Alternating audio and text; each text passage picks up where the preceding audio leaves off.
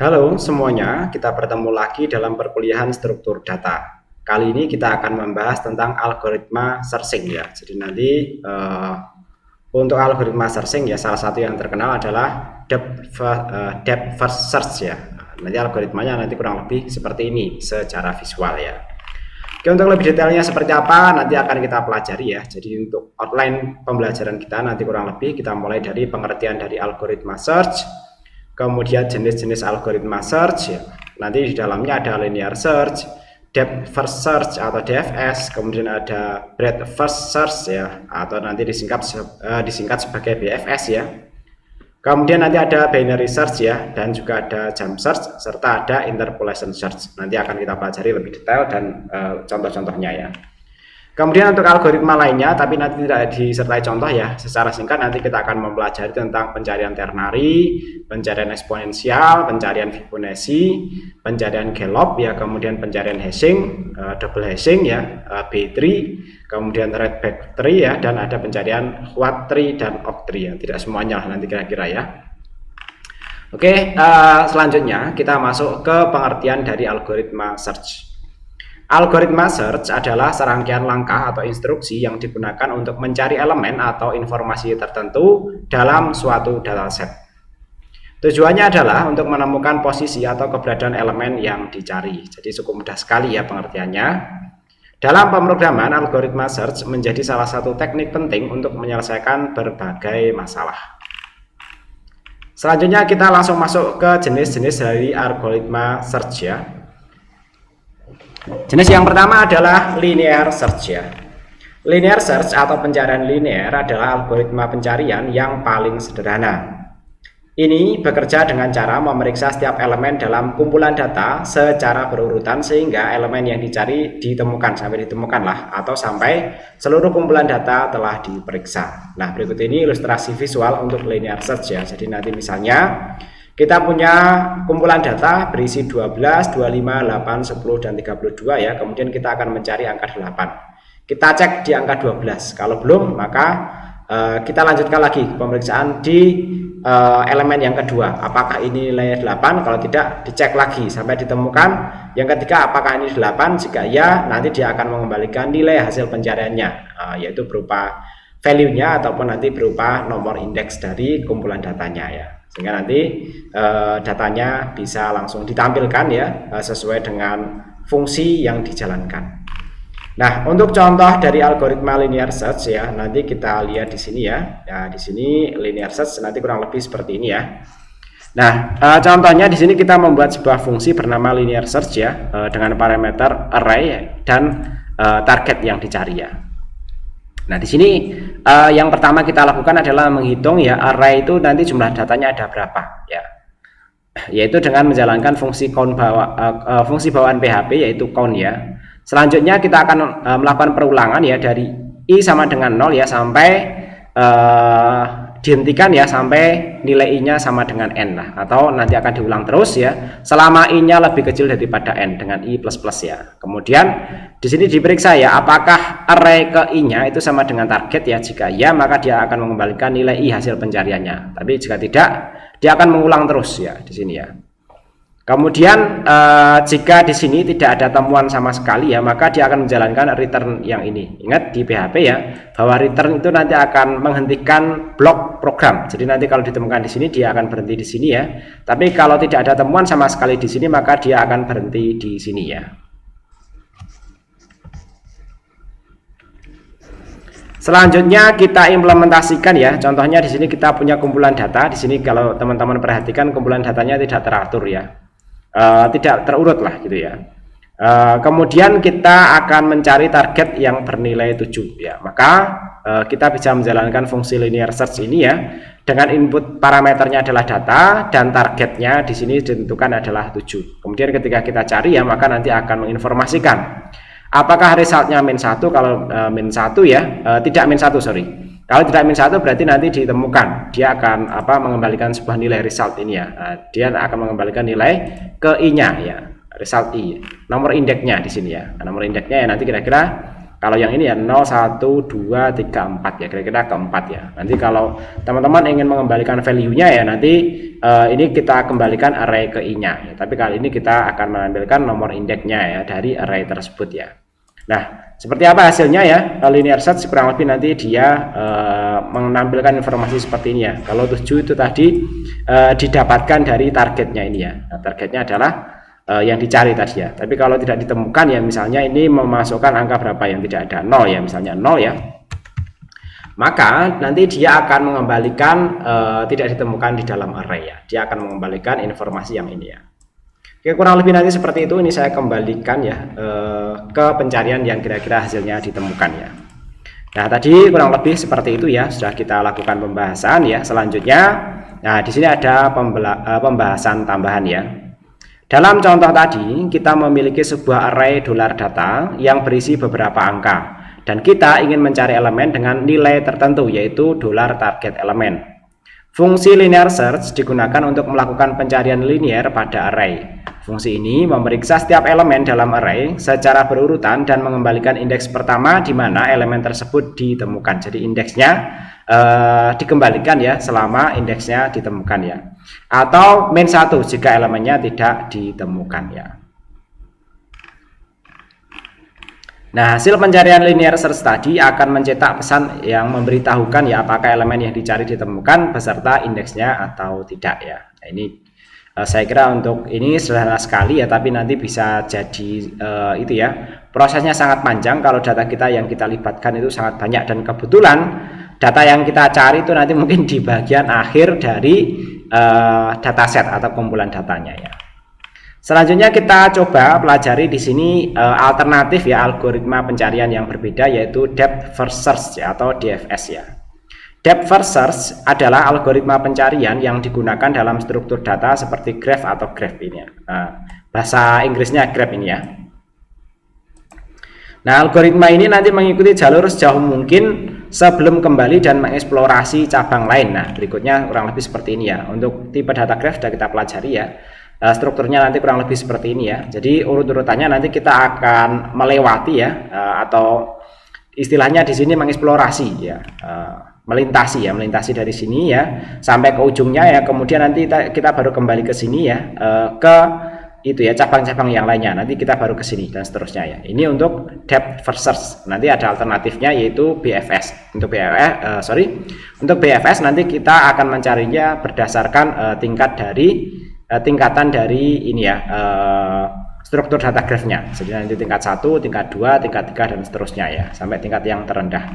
Nah, untuk contoh dari DFS ya nanti kurang lebih seperti ini ya, contoh DFS ya. Nah, ini seperti ini ya. Di sini untuk membuat sebuah program DFS ya, kita membuat membuat kelas graph ya. Kemudian di dalamnya kita membuat sebuah deklarasi array untuk menyimpan data daftar agensi ya. Selanjutnya kita membuat sebuah fungsi add edge ya, antara dua vertex dan simpul ya. Jadi nanti di sini adalah graph yang itu ya directed atau terarah ya. Nah, nanti ini vertex 1 dan ini vertex yang kedua. Jika vertex 1 belum ada dalam daftar agensi, inisialisasi sebagai array kosong ya. Jadi nanti kalau agensinya tidak ada ya, maka agency listnya nanti ke vertexnya nanti akan bernilai array kosong ya. Namun jika vertex 2 belum ada dalam daftar agensi, inisialisasi sebagai array kosong juga. Jadi nanti kalau vertex 1 sama vertex 2 belum ada, maka akan diinisialisasi sebagai array kosong. Selanjutnya menambahkan vertex 2 sebagai tetangga dari vertex 1 ya. Jadi kalau keduanya tidak terpenuhi ya, maka dia akan ditambahkan ya vertex 2 ini ya. Kesekian nanti akan berisi vertex 1 indeks ke 0 ya, atau indeks terdekatnya ada vertex 2. Kemudian menambahkan vertex 1 sebagai tetangga dari vertex 2 untuk graph yang tidak berarah ya.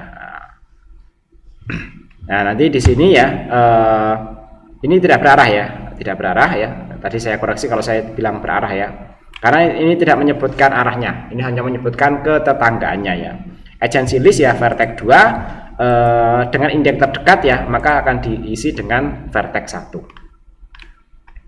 Selanjutnya kita membuat fungsi DFS ya, mulai dari DFS dari vertex tertentu ya. dengan parameter start vertex ya.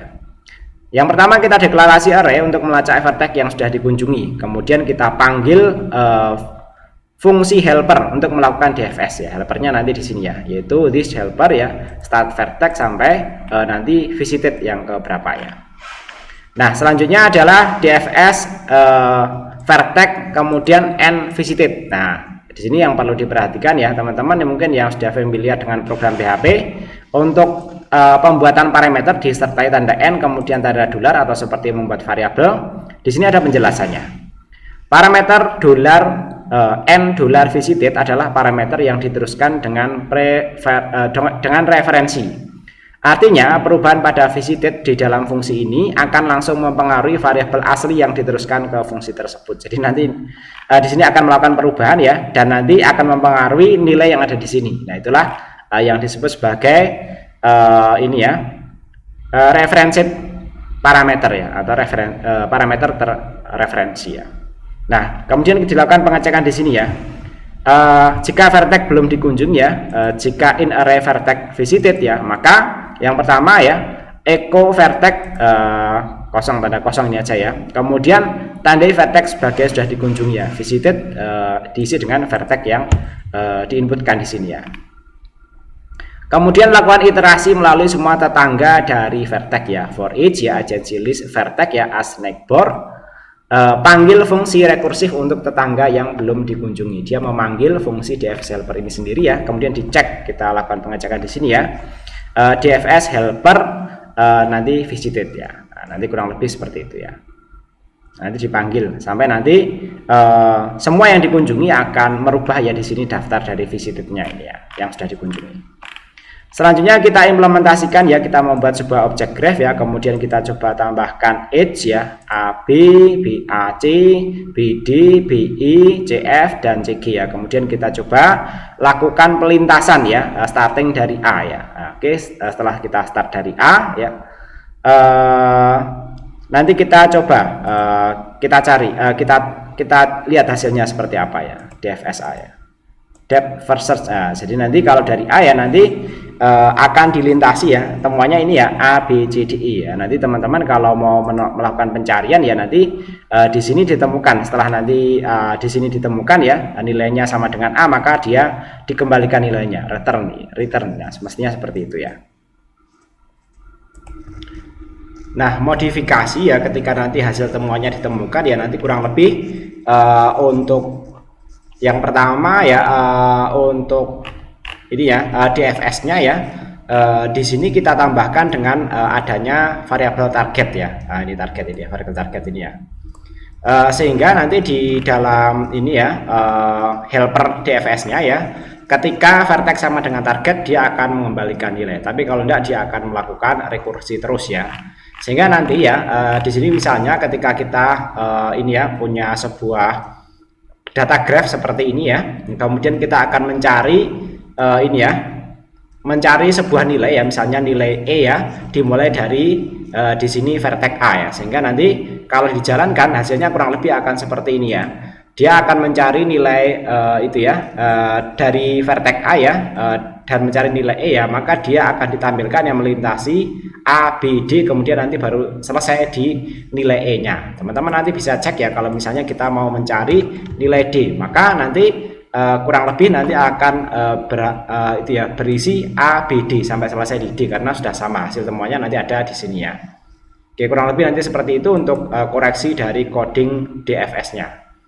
Berikutnya adalah BFS ya. Oke, tapi sebelum BFS ya, nanti di sini ada penjelasan tambahan ya.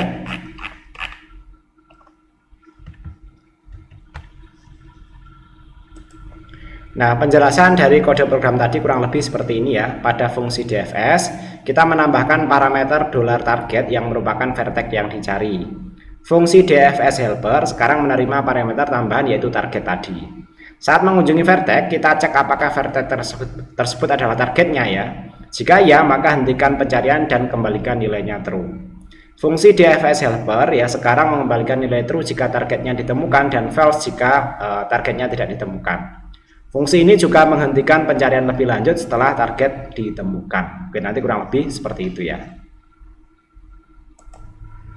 Selanjutnya adalah breadth first search atau BFS ya.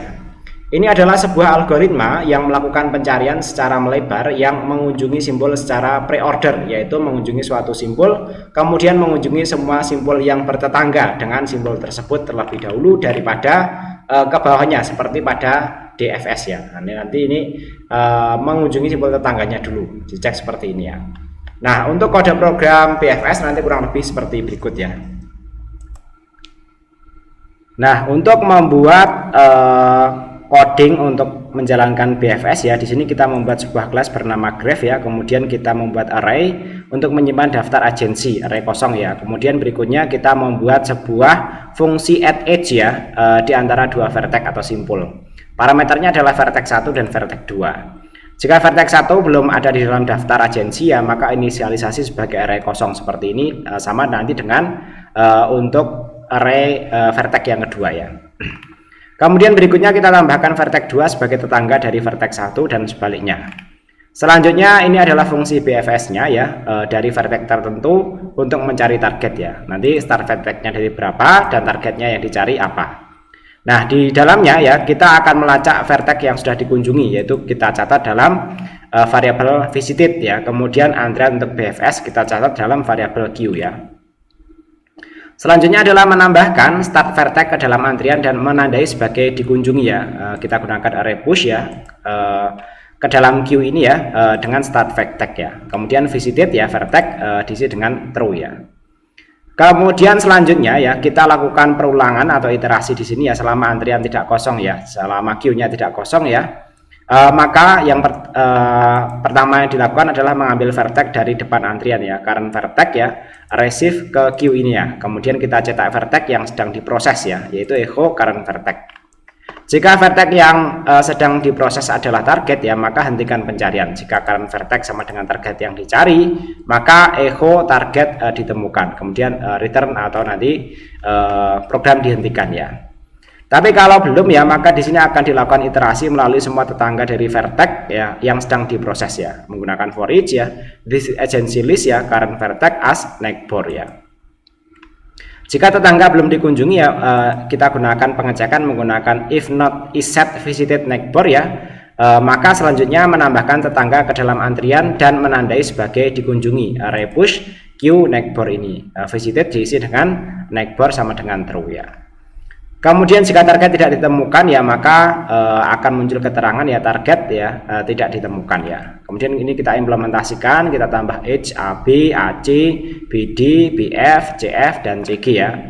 Berikutnya kita jalankan BFS-nya ya, dimulai dari vertex A dan kita akan mencari vertex E ya. Sehingga nanti hasilnya kurang lebih akan seperti ini ya. Hasilnya kita cari nilai E ya. Sebelum mendapatkan E kita akan melintasi A, B dan D ya. Nah, di sini kemudian ada penjelasan tambahan ya. Yang pertama adalah bahwa fungsi BFS kita menambahkan parameter target yang merupakan vertex yang dicari. Kemudian yang kedua, setiap kali vertex sedang diproses, kita cek apakah vertex tersebut adalah target. Jika ya, kita cetak pesan bahwa target ditemukan dan hentikan pencarian menggunakan return. Kemudian yang ketiga, jika antrian kosong dan target tidak ditemukan, kita cek pesan bahwa target tidak ditemukan. Oke, nanti kurang lebih seperti itu ya untuk BFS ya. Oke, kita kembali ke sini ya. Kita lanjutkan ya. Selanjutnya adalah binary search ya. Pencarian binary adalah algoritma pencarian yang efisien digunakan untuk mencari elemen dalam kumpulan data yang sudah terurut. Algoritma ini membagi data menjadi dua bagian dan membandingkan elemen tengah dengan elemen yang dicari. Nah, berikut ini adalah visualisasi dari algoritma tersebut ya. Jadi nanti kalau kita misalnya mau mencari angka 13 dari kumpulan data seperti ini ya, maka yang pertama dilakukan adalah kumpulan datanya harus dipecah dulu ya, tengah-tengahnya nanti kita cari ya, yaitu 9 ya, 0, 1, 2, 3 sampai 6 kan kalau dibagi ya nanti kira-kira itu ya 3,5-nya atau nanti nilai tengahnya adalah yang ketiga ini ya, yang indeksnya 3 karena dimulai dari 0 ya. Kemudian ya kita cari ya di sini bahwa kemudian ditemukan ya bahwa nilai 9 ini kan lebih kecil daripada nilai 13, maka untuk yang separuh ini tidak dilakukan pencarian. Tapi syaratnya di sini datanya harus sudah terurut ya, dari yang terkecil sampai yang terbesar ya. Maka kita akan melakukan pencarian ke sini. Kemudian tengahnya lagi di antara ini adalah 14 ya. Maka 14 ini dibandingkan dengan nilai 13 ya, dia lebih kecil ya, maka nanti yang separuh di sini gantian yang tidak terpakai. Kemudian nanti dia akan mengecek di sini separuhnya lagi ya, nilai tengahnya adalah 13 ya, maka 13 sama dengan 13 dia akan menginformasikan bahwa pencariannya nanti ditemukan ya. Nah, ilustrasi pembagiannya dapat dilihat seperti pada gambar di bawah ini ya. Nanti kita bagi lagi ya, kemudian kita bagi, dan di sini nanti kita bagi lagi, kemudian nanti baru di sini ditemukan. Nah, ini ilustrasi dengan angka yang lainnya ya. Nah, dalam pencarian biner, algoritma bekerja dengan membagi interval pencarian menjadi dua bagian secara berulang. Nah, berikut ini adalah langkah-langkahnya ya. Yang pertama adalah pengaturan awal. Kita mulai dengan sebuah array yang sudah diurutkan. Nah, pastikan di sini sudah diurutkan ya, karena tadi kita akan membandingkan. Kalau itu nanti nilainya di bawahnya, maka itu akan dibuang. Tapi nanti kalau nilainya di atasnya juga akan dibuang. Nanti akan kita cari ya kelompok-kelompok data yang sesuai dengan kriteria pencarian. Nah, kemudian berikutnya ya, kita diminta untuk tempatkan dua penunjuk, yaitu low di awal dan high di akhir array. Perhitungan tengah ya, hitung indeks tengah atau mid-nya di interval ini ya, dengan menggunakan rumus mid sama dengan low plus high dibagi 2 ya. Itu maksudnya nilai tertinggi dan nilai terendahnya. Nah, penjelasan perbandingannya ya kurang lebih seperti ini ya. Jika elemen tengah sama dengan nilai target ya, maka pencariannya selesai. Jika elemen tengah kurang dari elemen target, maka pindahkan penunjuk low ke mid plus 1, yaitu mencari bilangan di bagian kanan. Jika elemen tengah lebih besar daripada nilai target, pindahkan penunjuk high ke mid min 1, atau pencarinya kita pindahkan di sisi kiri. Tadi untuk di contoh programnya sudah contoh di visual gambarnya sudah saya tunjukkan ya. Kemudian kita ulangi terus ya proses ini ya, hingga penunjuk low lebih besar dari penunjuk yang high ya, yang menunjukkan bahwa elemen tersebut tidak ada di dalam array. Proses ini secara efisien mempersempit kemungkinan lokasi nilai target dengan membaginya menjadi dua setiap langkah, menghasilkan kompleksitas O log n ya. Nah, contohnya nanti kurang lebih seperti berikut ya. Nah, untuk membuat binary search ya, di sini kita membuat sebuah fungsi binary search ya dengan parameter arg AR ya, nanti akan kita deklarasikan sebagai array ya, dan targetnya atau data yang dicari ya. Nah, di sini low-nya kita mulai dari 0 ya, high-nya kita hitung array-nya kemudian min 1 ya, karena indeks array itu dimulai dari 0, sementara hasil count itu nanti itu ya angka yang dimulai dari 1 ya. Kemudian kita lakukan perulangan di sini ya selama low-nya lebih kecil sama dengan high ya. Kemudian ya di sini mid-nya ya kita cari floor-nya, atau floor ini adalah digunakan untuk merendahkan nilai desimal menjadi bilangan bulat terdekat yang kurang dari atau sama dengan nilai tersebut. Nah, fungsi ini mengembalikan bilangan bulat sebagai hasil ya. Floor ya, low plus high dibagi 2. Jadi tidak ada bilangan pecahan ya, tapi bilangan bulat yang posisinya di bawahnya. Kemudian berikutnya cek jika nilai tengah sama dengan target ya. Nah, kemudian di sini ya, apakah array pada indeks ke mid sama dengan target ya? Jika ya, maka kita hentikan programnya dan kita kembalikan nilai mid-nya. Kemudian berikutnya, jika nilai tengah lebih kecil dari target ya, maka cari di sebelah kanannya. Nah, nanti kita cari sebelah kanannya ya, low-nya kita set menjadi mid plus 1 ya. Kemudian jika nilai tengah lebih besar daripada nilai target ya, maka kita cari sebelah kirinya, high-nya kita cari mid min 1-nya ya. Kemudian kalau semuanya tidak terpenuhi di sini ya, maka dia akan mengembalikan return min 1, yaitu mengembalikan min 1 jika elemen tidak ditemukan. Nah, contoh implementasinya nanti kurang lebih seperti ini ya. Kita punya sebuah kelompok data yang sudah diurutkan seperti ini. Kemudian kita cari nilai 7 ya. Sehingga nanti dia akan menginformasikan hasil pencariannya jika ditemukan ya. Tapi kalau tidak, dia akan menginformasikan data tidak ditemukan ya. Nah, nanti kurang lebih seperti ini. Untuk 7 dia ditemukan pada indeks ke-6 ya. Kalau kita hitung 0 1 2 3 0 1 2 3 4 5 6, betul ya, seperti itu ya. Nah, nanti untuk contoh yang tidak ditemukan, teman-teman silahkan coba sendiri dieksplorasi ya. Nah, di sini ada penjelasan tambahan ya. Pada contoh tadi, binary search menerima array yang sudah diurutkan dalam bentuk variabel ARR dan elemen yang dicari dalam bentuk variabel $target. Fungsi ini kemudian menggunakan pendekatan pencarian binary untuk mencari elemen tersebut dalam array. Jika elemen ditemukan, fungsi mengembalikan indeks elemen tersebut, tapi jika tidak, dia akan mengembalikan nilai -1. Oke, selanjutnya yang kita pelajari adalah jump search ya. Pencarian jump adalah algoritma pencarian yang efisien juga, digunakan untuk mencari elemen dalam kumpulan data yang sudah terurut juga ya. Yang melompati beberapa langkah sekaligus dalam pencarian ya, memungkinkan efisiensi yang lebih baik daripada pencarian linear ya. Kalau dibanding linear ya lebih baik lah ya.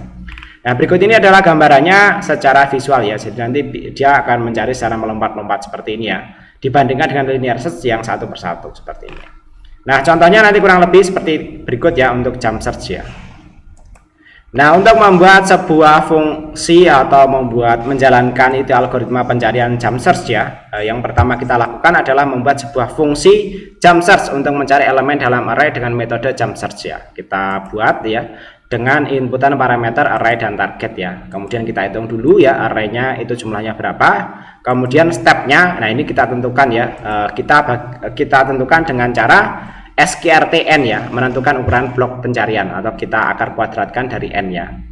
Nah, selanjutnya kita mencari blok tempat elemen target yang mungkin berada. Kita mulai dari 0 ya, inisialisasi menunjuk blok sebelumnya ya. While ARR min step ya, min step dicari ini ya, dicari ya dari nilai minimumnya step pada nilai n ini ya, -1 ya, apakah lebih kecil daripada target ya. Ini akan memeriksa ya, ini akan diulang terus ya selama dia nilainya lebih kecil daripada target ya. Memeriksa apakah elemen blok saat ini lebih kecil daripada target ya. Kemudian prefnya diisi dengan stepnya, yaitu memperbarui blok sebelumnya. Selanjutnya nanti akan dilakukan inkrementasi ya, bahwa step plus sama dengan SQRTN, menambahkan ukuran blok dengan akar dari panjang array. Jika prefnya lebih besar sama dengan n ya, maka dia akan mengembalikan nilai -1 ya. Elemen tidak ditemukan jika melebihi panjang dari array. Kemudian berikutnya melakukan pencarian linear pada blok yang telah ditentukan ya. For i sama dengan pref ya, akan diulang terus selama i-nya lebih kecil daripada min step, n. Nilai apa? Nilai min ya dari stepnya ya. Nah, agar jelas dalam penggunaan fungsi min ini di sini ada penjelasan tambahan ya, biar kita semakin paham ya. Fungsi min ini adalah fungsi bawaan PHP yang digunakan untuk mengembalikan nilai terkecil dari 2 atau lebih nilai yang diberikan sebagai argumen ya. Dalam konteks ini ya, min step ke n itu akan mengembalikan nilai terkecil antara nilai step dan nilai ke n ya. Nah, nanti kurang lebih diterapkan seperti itu ya. Kemudian di sini ya dalam perulangannya dilakukan pengecekan apakah array KI sama dengan target ya. Jika iya ya, maka dia akan mengembalikan nilai i-nya sebagai temuan ya. Kemudian implementasinya ya. Ini seperti contoh sebelumnya ya, kita punya contoh data terurut seperti ini ya. Kemudian kita akan mencari angka 7 ya. Kemudian kita jalankan fungsi jump search ini ya. Sehingga nanti hasilnya kurang lebih seperti ini ya untuk jump search ya. Nanti dia akan mengembalikan pada indeks ke-6 sekian ya untuk jump search ya. Jadi ini sebenarnya juga kurang benar sih ya. Ini semestinya dia akan mengembalikan nilai indeks ke-6. Jadi nanti nilai indeksnya ya nanti semestinya dia akan dikembalikan ya, ini menggunakan floor ya. Oke, nanti kalau ini kita rubah menjadi floor ya. Floor ya, seperti ini ya. Floor ke i ya, seperti ini ya, maka dia akan mengembalikan nilai kurang lebih ke-6 seperti ini ya. Nah, seperti ini ya, karena nomor indeks itu kan tidak pakai koma, tapi dia akan menggunakan bilangan bulat lah ya, nanti kurang lebih seperti itu ya. Tapi karena tadi kita menggunakan akar kuadrat, hasilnya ya ada koma-komanya lah ya. Oke, kurang lebih seperti itu untuk jump search ya. Saya kira kita bisa lanjut ke algoritma berikutnya, yaitu algoritma interpolation search ya. Interpolation search merupakan sebuah teknik pengembangan dari binary search. Teknik binary search akan selalu memeriksa nilai tengah dari setiap array. Sedangkan interpolation search dapat pergi ke lokasi yang berbeda berdasarkan key yang didapat. Jika key lebih dekat ke array yang terakhir ya, maka teknik interpolation search akan memulai pencarian dari array yang terakhir. Nah, Nilai mid ya untuk interpolation search didapatkan dari perhitungan ini ya. Mid sama dengan kunci dikurangi data minimumnya ya, dibagi dengan data max dikurangi data minimum dikalikan dengan data max min dikalikan data minimum plus minnya. Memang agak rumit penghitungannya ya. Misalkan kita memiliki memiliki array ya, berisi seperti ini ya. Data pada int array harus diurutkan terlebih dahulu ya menggunakan teknik sorting seperti bubble sort atau yang lainnya ya. Sehingga array nantinya akan berubah menjadi terurut seperti ini ya, dari 20 sampai 70. Apabila angka yang dicari adalah 28 ya, berikut ini adalah gambaran implementasi interpolation search ya. Nah, kalau datanya beda ini contohnya ya, dijelaskan di sini ya. Nah, ini semestinya datanya kalau yang kita cari 28 nanti kurang lebih seperti ini. Tapi nanti ya kalau di sini contohnya kalau yang kita cari 30 ya nanti kurang lebih seperti ini ya. Nah, interpolation search-nya nanti kurang lebih seperti ini ya ilustrasinya. Kita cari angka 28 ya. Ini kita dapatkan di indeks kelima yaitu dengan cara 0 plus 28 min 2 ya. Kemudian dikalikan dengan 6 min kosong dibagi dengan 31 min 12. Coba nanti teman-teman cek ya. Hasilnya nanti floor dari ini ya, hasil posnya ini ya. Kira-kira ya nanti ke 5 lah gitu ya. Oke, contohnya nanti kurang lebih seperti berikut ya untuk interpolation search ya.